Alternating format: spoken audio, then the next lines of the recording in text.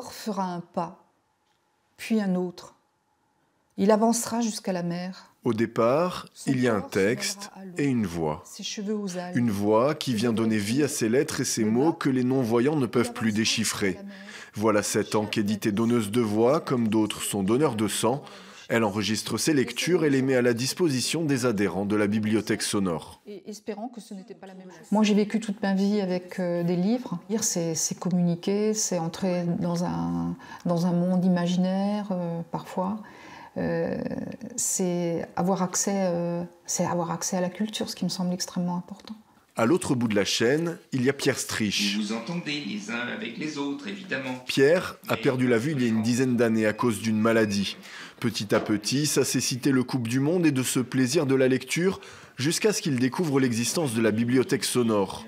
Depuis, son Victor, cet appareil de lecture adapté, ne le quitte plus de la journée. Nous en savons plus long sur vous que vous n'en savez vous-même. Et Pierre peut lire jusqu'à 12 heures par jour. Combien vous êtes ? Et nous connaissons chacun. J'étais un grand fan des livres policiers, d'auteurs comme Signol, Magnan, Pagnol. Et donc ça me manquait de pouvoir relire ces choses-là. Et là, en ce moment, j'ai le plaisir et je peux relire ces livres que j'ai lus il y a peut-être 30 ans, 40 ans ou 50 ans. Hein. En 40 années d'existence, la bibliothèque sonore de Mulhouse a enregistré près de 6000 livres. Des livres que l'on peut emprunter par correspondance, mais que beaucoup aiment venir chercher dans ce petit local voisin de la bibliothèque municipale. Ça permet d'avoir un endroit où des personnes qui ont effectivement un isolement de venir et puis d'échanger.